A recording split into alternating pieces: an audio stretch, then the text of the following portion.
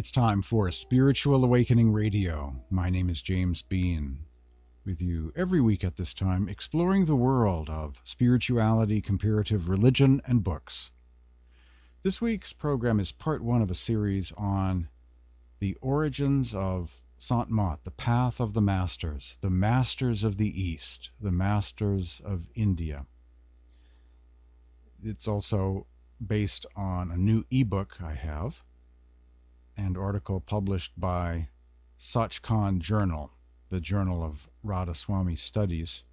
So it's very much on the academic side, but I've never held anything back over the years from my listeners, and have always appreciated any program that just dives in, doesn't dance around the edges of something or waters things down or remains shallow, which is so often the case in the world of broadcasting and television. So I would rather be accused of being esoteric and in-depth than be accused of being shallow and skirting around the edges of a subject.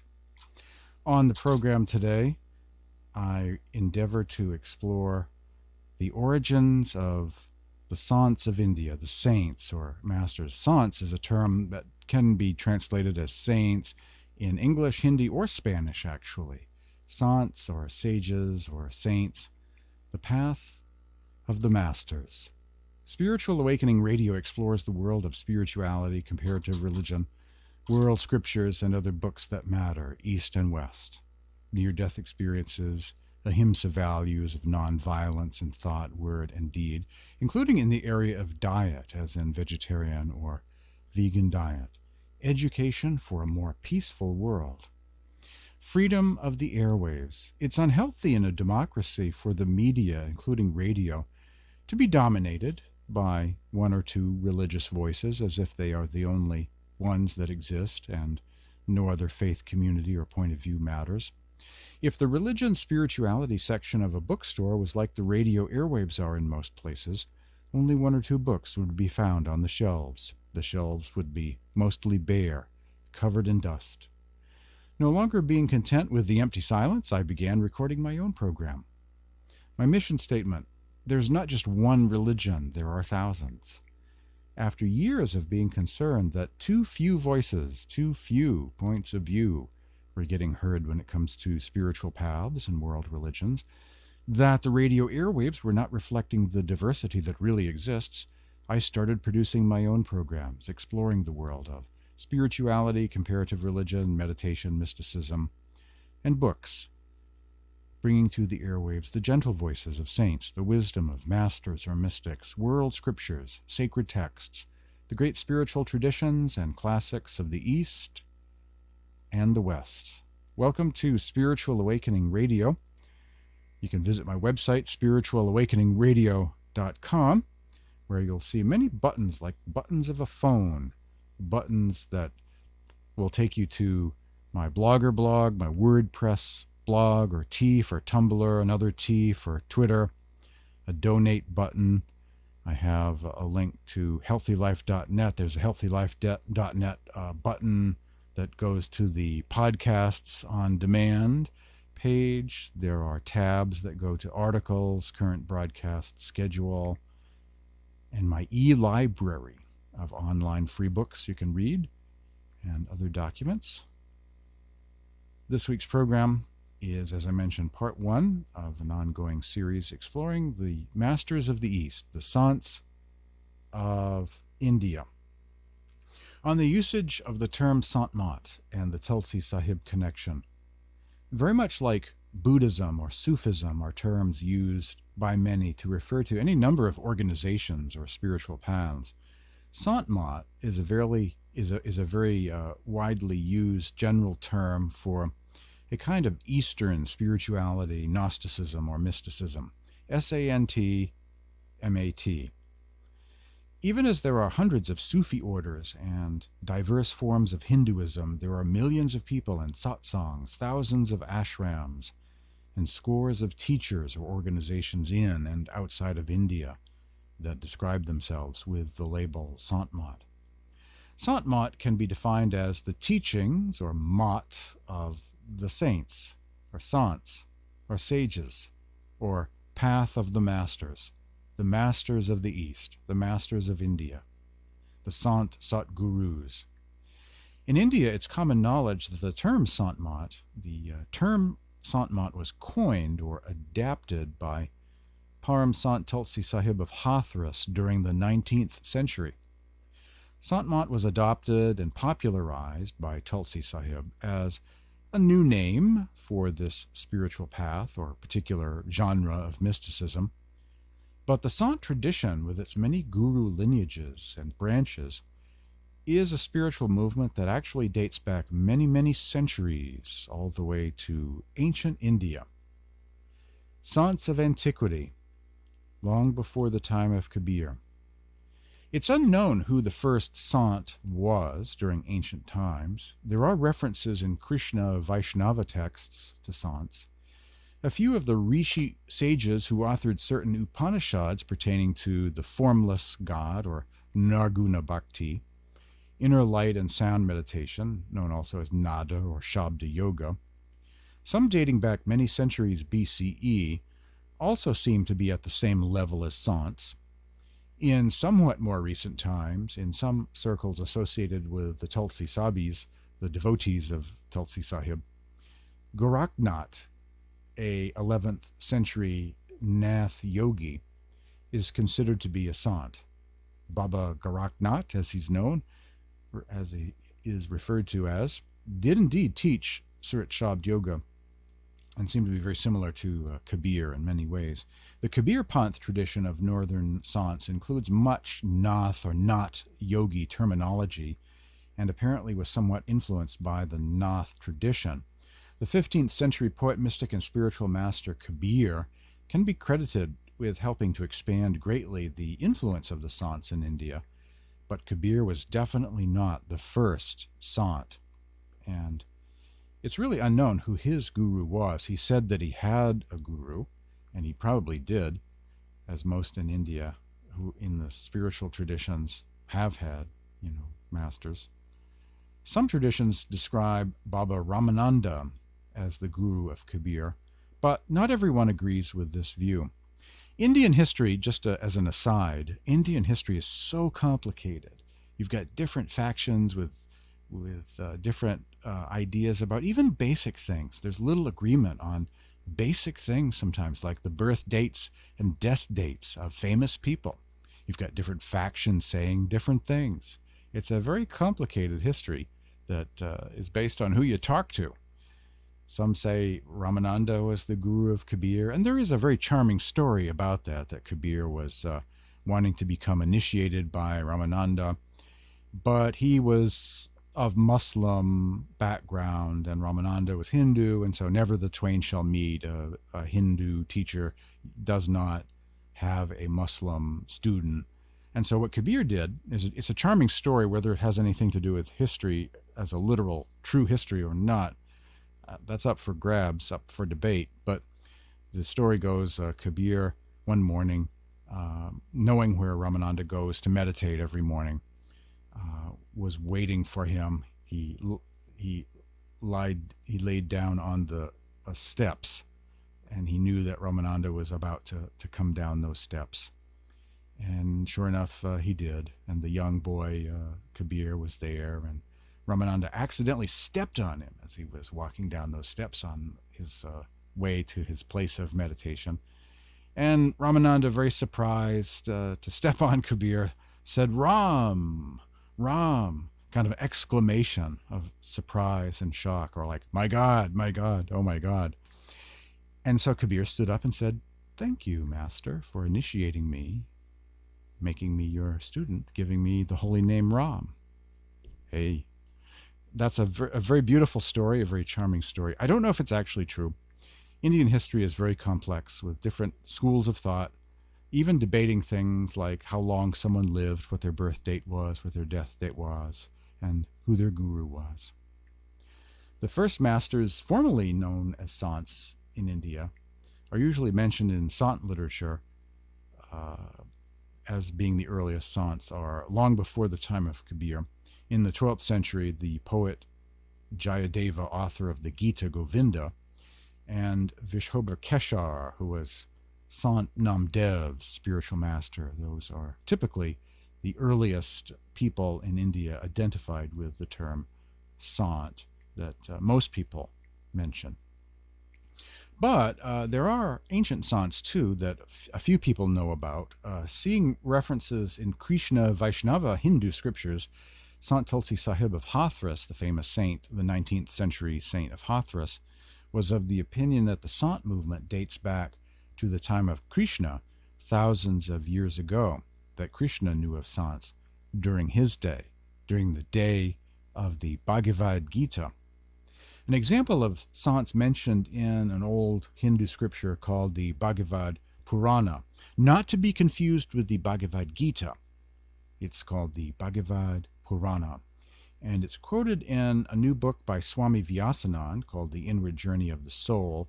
This is a paragraph from Vyasanand's new book where he quotes from this Hindu scripture known as the Bhagavad Purana. Such individuals who have achieved the unity of Atman or soul and Param Atman, supreme soul or God, are known as Sants. According to the Bhagavad Purana, there is no one greater than a Sant in the eyes of the divine.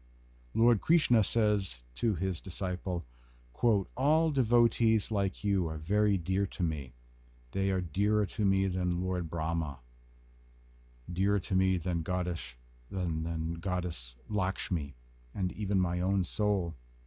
Therefore I walk behind these Sants, hoping that the dust arising from their holy feet would touch my body and purify me." Unquote. A Hindu scripture called the Bhagavad Purana, mentioning Sants during the time of Krishna, quoted by Swami Vyasanand of the Tulsi Sahib Maharishi Mehi lineage of Sant Mat, in his new Kindle ebook called The Inward Journey of the Soul. That's available through Amazon Kindle as an ebook. And as I understand it, I have no experience with this personally, but as I understand it, there is also an app that one can download that will allow one access to Kindle ebooks, even if you don't have a Amazon device. You can still access the ebooks. Jan Gopal, disciple of Sant Dadu Dayal of Rajasthan, once said, "There is no end to the number of Sants who have appeared in the great epochs of time, the yugas of Sat, Treta, Dvapar, and Kali Yuga. I sing of the celebrated one I have heard of," here he is referring to Dadu Dayal, his spiritual master, "and bow my head to all the others." Jan Gopal, disciple of Sant Dadu Dayal of Rajasthan, in his life story of Dadu Dayal, which has been translated into English. So here Jan Gopal is saying that in Indian history, Sants go back not only to the time of Krishna, but to previous yugas of time, millions of years ago. Sat Yuga, Treta Yuga, these vast epochs of time. In Hinduism, there is a cyclical view of creation that goes back zillions of years, and there are these 4 yugas, the great wheels of time that are turning round and round and round. So here, Jan Gopal is saying that saints or Sants, or these special sages, have been with us through all of history and way before known history, in these almost mythical yugas of past epochs, vast epochs of the past. Of course, mere references to Sants in Antiquity doesn't really shed light on the specifics of their teachings and meditation practices, what they might have been, though it can be said that all of the elements of the Sant tradition, all of the teachings and meditation practices, are to be found in older Hindu scriptures. And below, we'll get to this, eventually we'll get to this, in the section Vedic Dharma versus Sant Dharma, there is a link I have to the research of Maharishi Mehi Paramhans. He has a book called Satsang Yoga Volume 1, where he quotes all of these ancient texts, Hindu scriptures, not only Upanishads and Hatha Yoga Pradipika and Nad Bindu Upanishad, but many others as well. There are actually over 108 Upanishads. When you go to a bookstore, typically you'll see a book called The Upanishads, and it's really referring to the 11 or 12 major Upanishads, the most popular Upanishads. And this is always a great principle of spiritual seeking, there's always more. And indeed, there are many other Upanishads. Just like there are more than 4 Gospels, there are hundreds of Gospels and Gnostic Gospels.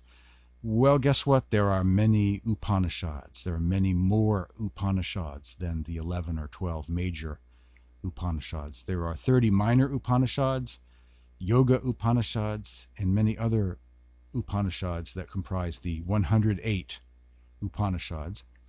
And I have heard of some archaeological discoveries that describe other Upanishads that have been found, and that in the past, perhaps now lost to history, there may be yet more Upanishads.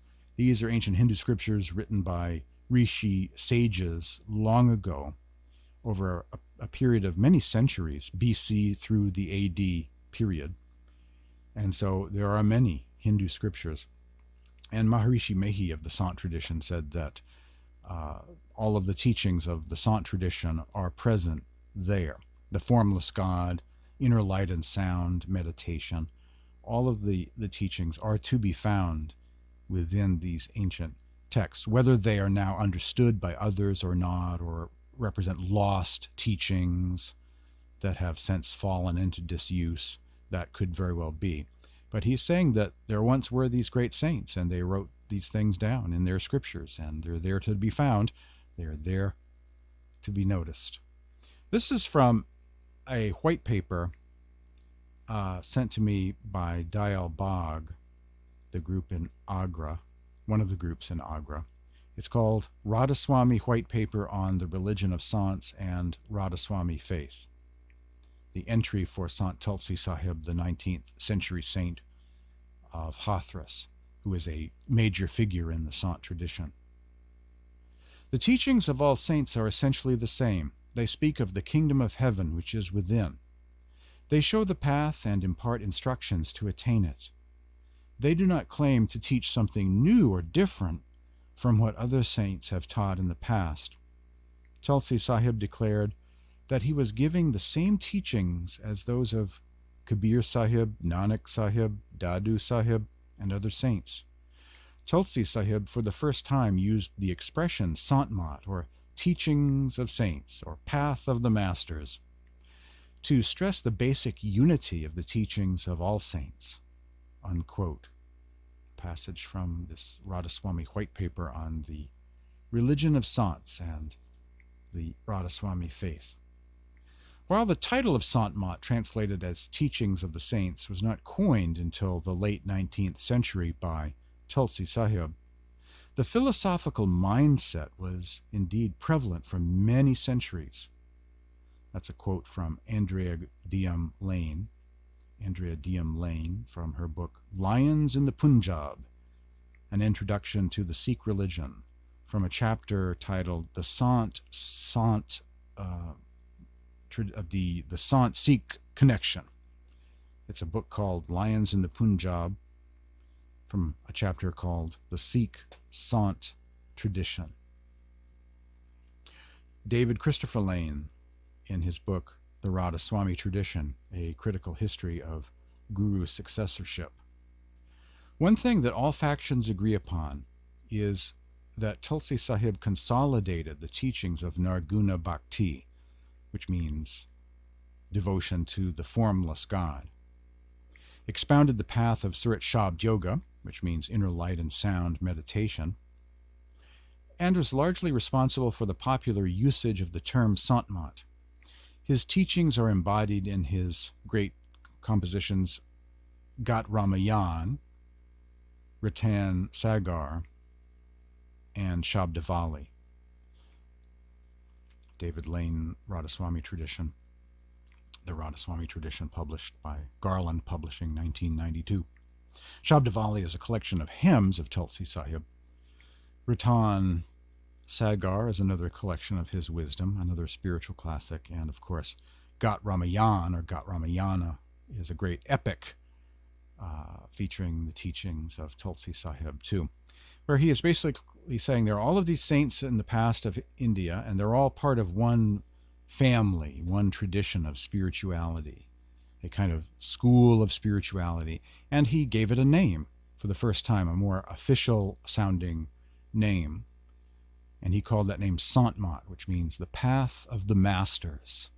These great saints of the past, Guru Nanak, the Sikh Gurus, Kabir, Dharam, Darya Sahib, Surdas, Mirabai, all of these great, this whole galaxy of great saints and sages of the East.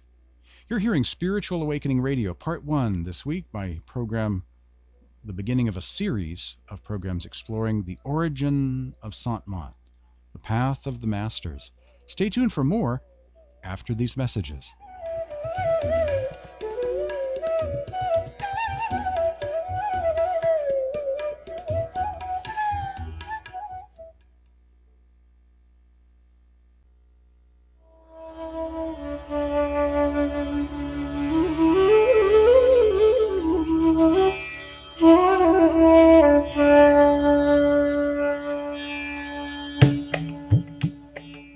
Music used on Spiritual Awakening Radio comes courtesy of Paul Alexander John, a Maine-based musician who plays Indian classical ragas. The Bansuri flute is his instrument of choice, bamboo flute, and he has a friend who plays tablas, license-free, okay-to-use music donated from the studios of Paul Alexander John to Spiritual Awakening Radio.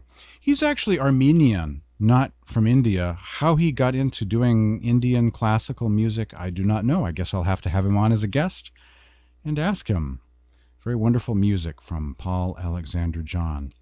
You're hearing Spiritual Awakening Radio, this week exploring the origins of the Sant tradition of India, the path of the masters of the East.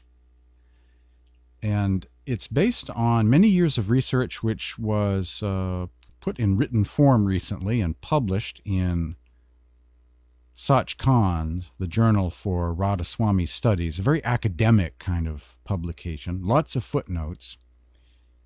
And I also have it on my blog.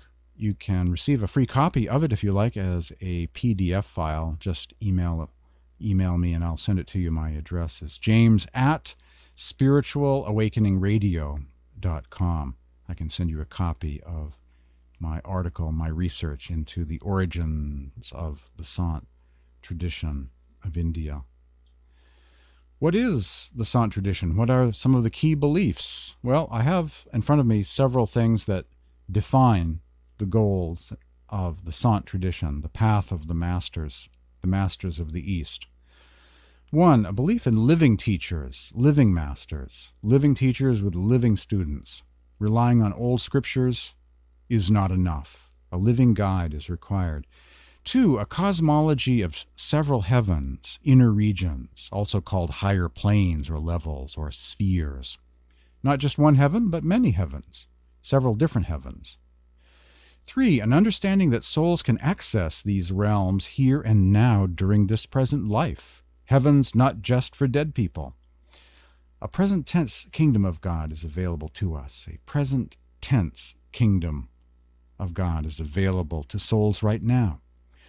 Not a spirituality postponed till some magical date on a calendar or hypothesized future age. Heaven is so close that we can close our eyes and meditate within and experience it right now, here and now.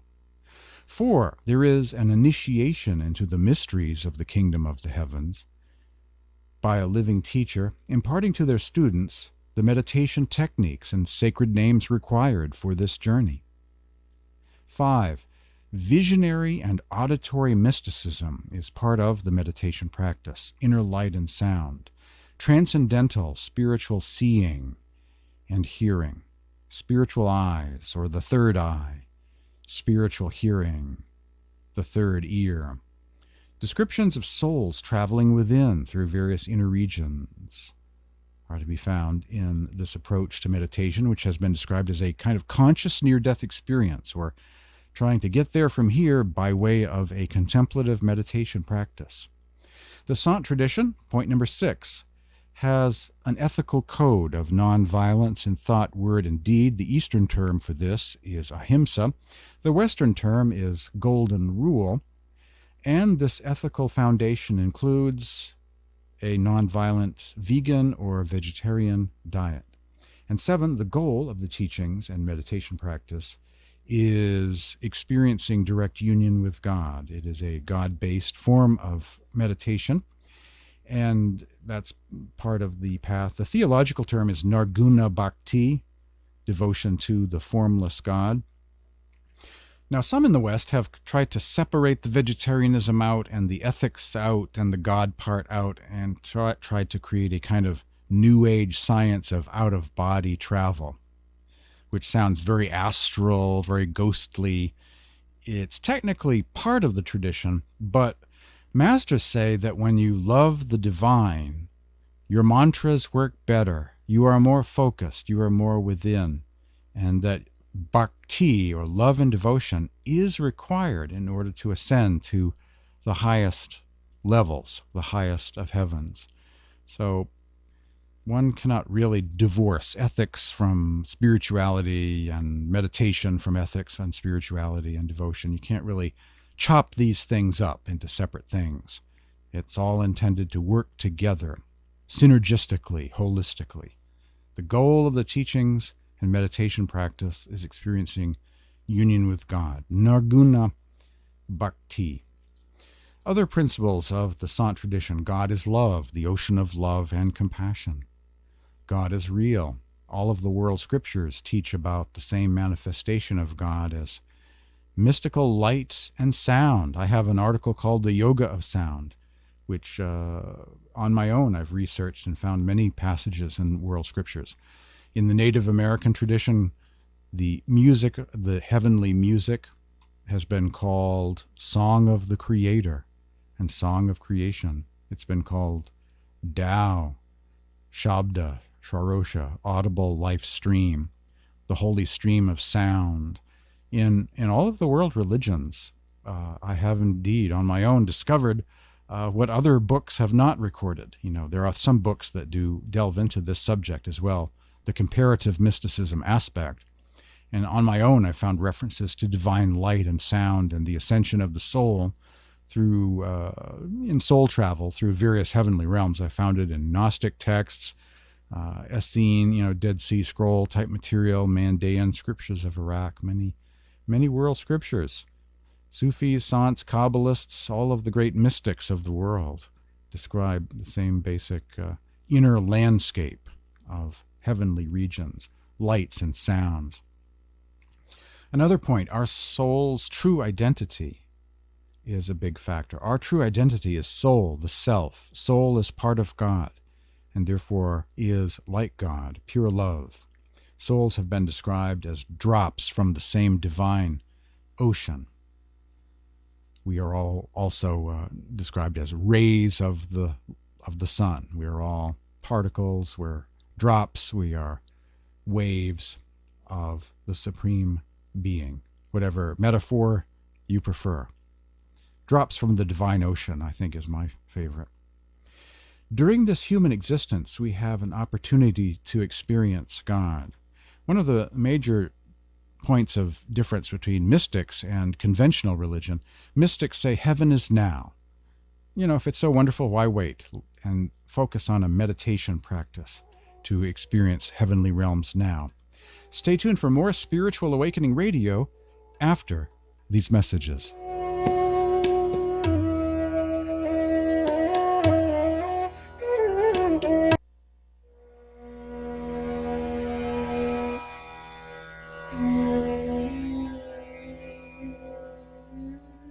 This week on Spiritual Awakening Radio, the origins of Sant Mat, the masters of the East, the masters of India.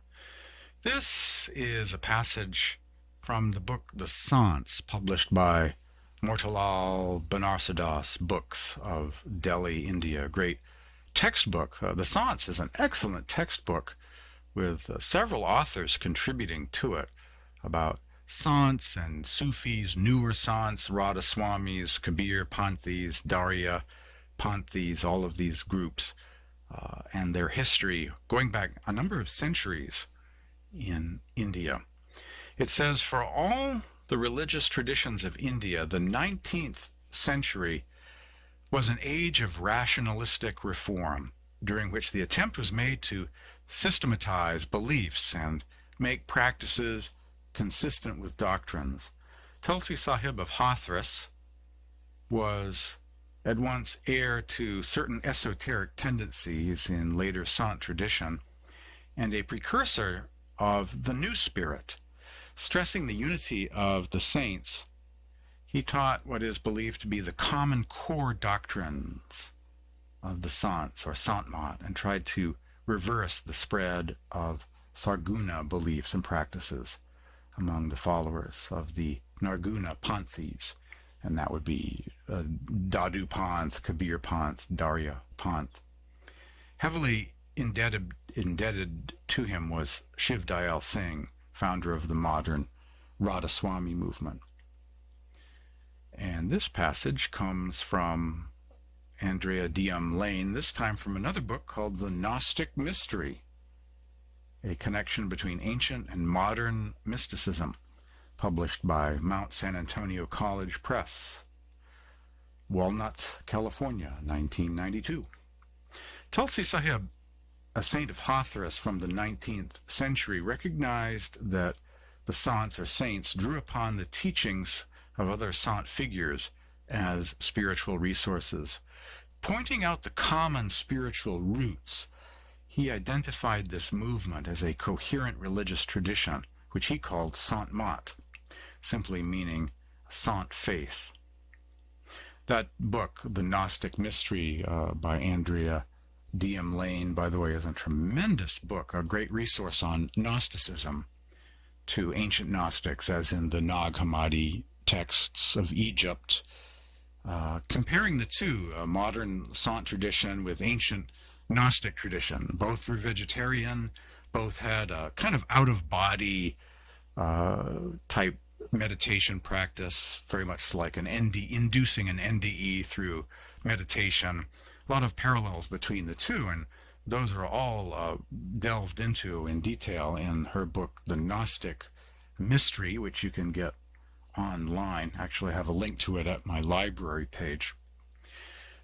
Tulsi Sahib of Hathras, in his Gat Ramayan, says, the principles and tenets of Sant Mat are one and the same, only there is a difference in terminology. Since these same principles have been stated using different names, you become confused and do not understand them. Sat Sahib, that is Sat Purush, or God, has been described as Satnam and Sar Shabd, or true sound, and it's been called Anam, or Anami, the nameless. The name Nargun has been given to the Lord, or the formless Lord, and it is the mind which has been called Ram. What Kabir said has been said by other saints too. Kabir explained Sant Mat in his own way, other saints in other ways. The religion of those who have gained access within is one and the same. Those who lack understanding adhere to dogmas and blind beliefs.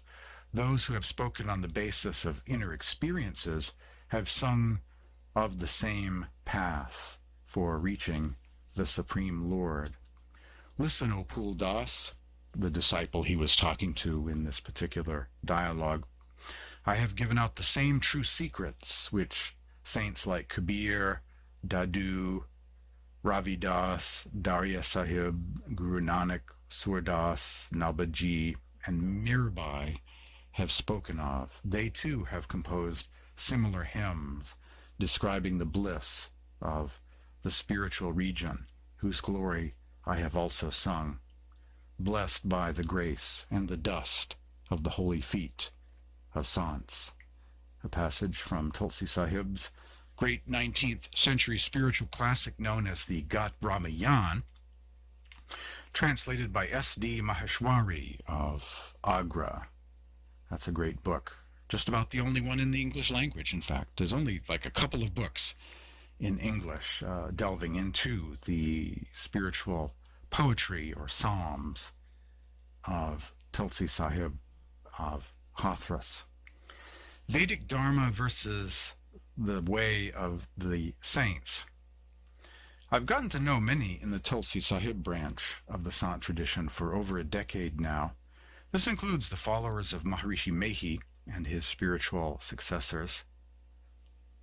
And they have been, in the context of Hinduism, what Pythagoreans, Sufis, Gnostics, Kabbalist, Jewish mystics, and Christian mystics have often been in relation to their respective traditions, focusing on the esoteric teachings and passages contained in their scriptures and the contemplative traditions of meditation practice.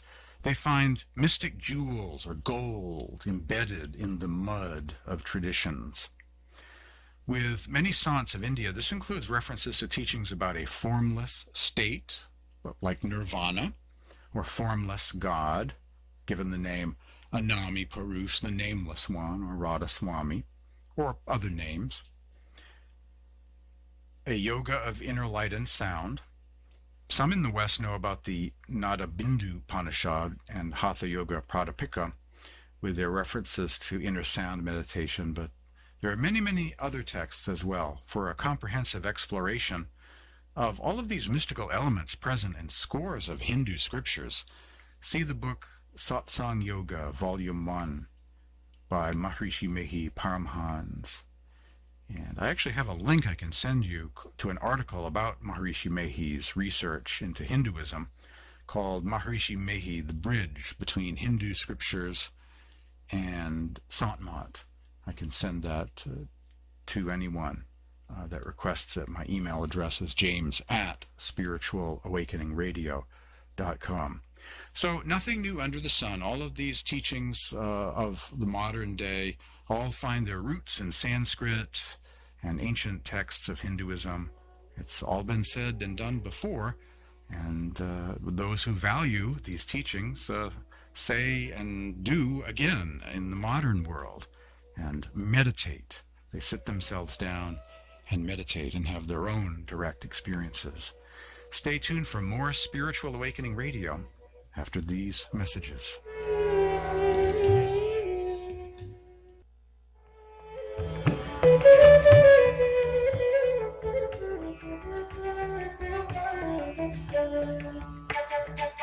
Welcome back to Spiritual Awakening Radio. My name is James Bean, with you every week at this time, exploring the world of spirituality, comparative religion, meditation, mysticism, nonviolence in thought, word, and deed, including in the area of diet, as in vegetarian or vegan diet, ahimsa values, values of peace. What would Mahavira do? The founder of Jainism, a great ethical religion of the East. What would Mahavira do is a great question to ask whenever you have any doubt about whether seeing a certain movie or a certain listening to a certain piece of music or a certain line of certain line of reasoning or activity. What would Mahavira do? Kill the spider, step on it, or catch it and let it go outside? If you have that option, that's a good option. That's what I usually do, actually, is catch and release insects instead of kill them, if at all possible. So education for a more peaceful planet begins at home. What do you do with a spider, or other insect? Do you try and catch it and let it go outside with no killing involved? No kill, like that episode of Star Trek. No kill. Or do you step on it? Nonviolence in thought, word, and deed. Education for a more peaceful planet. My website is at this address, spiritualawakeningradio.com. My email address is james@spiritualawakeningradio.com.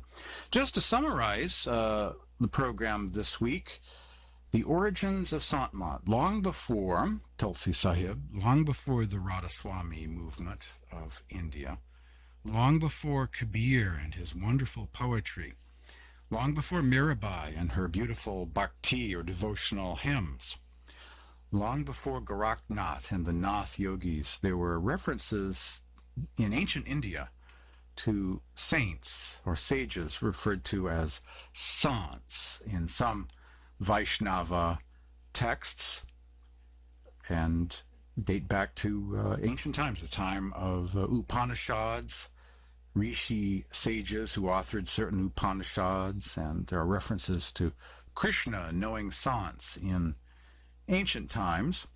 All of the teachings have Sanskrit root words, so this really all dates back. Spiritual teachings, forms of yoga, meditation practice, all date back to ancient India. Nothing new under the sun. It's just with each generation, the language is updated in order to communicate in the language of the day with the contemporary population of spiritual seekers, students, or devotees. And so as it always has been, it's always been this way. The term Sant Mat was coined by Tulsi Sahib during the 19th century to be a name for a certain kind of spiritual path based in India, with a meditation practice known as inner light and sound meditation, which is almost like trying to induce a conscious near-death experience by way of meditation, or it can seem very visionary or out of body, making it very similar in many ways to what the Gnostics were up to in the Middle East, and especially Egypt 2,000 years ago, those who composed and copied the books of the Nag Hammadi library, or Gnostic Gospels.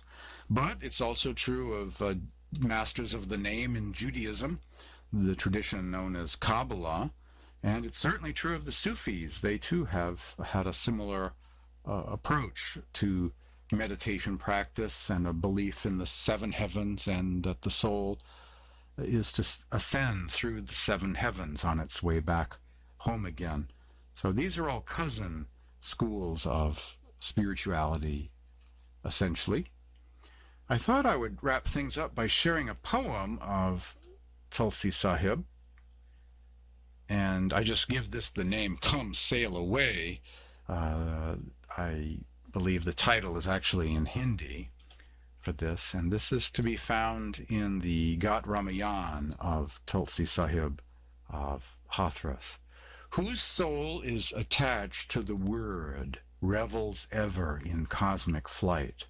Whose soul is attached to the word, revels ever in cosmic flight, revels ever in cosmic flight, and realizing the Supreme Lord plays with him. The mystery of the inaccessible and the secret of the scriptures he unravels. He reaches his home within, and its essence he comes to know. In the lotus feet of the beloved Lord, he sees his true destination. The happily married woman rejoices with her spouse every moment, O Tulsi, for her soul is attached to the Word and revels ever in cosmic flight. This poem of Tulsi Sahib describes the inverted well. If you stand at the bottom of the well, a dry well, and you look up, it has this appearance of a luminous tunnel. There is this tunnel, and at the end of the tunnel, there's light at the end of the tunnel, the bright light, and that's, of course, the sky, the sun, what's going on up there on the surface when you're standing at the bottom of a well. And this image of this tunnel and bright light at the end of it is used in this poem by Tulsi Sahib. I beheld in the firmament an inverted well, and was filled with the resplendence of the light within. In the resplendence of brilliant light I had a glimpse within the flame. All was suffused with brightness, and I had a peep into myself. The path leading to the shores of the lake of nectar was revealed to me. Imagine standing at the bottom of a dry well looking up. You have this tunnel, and at the end of the tunnel is bright light. And that is an image which many report who have had near-death experiences. But you know, it's been reported for centuries by people in the mystic traditions of the world, in places like India and, of course, the Middle East. The Gnostic scriptures, the teachings of the Sants and Sufis, all describe that same kind of vision as a result of contemplative meditation practice. Thanks for joining me today on Spiritual Awakening Radio.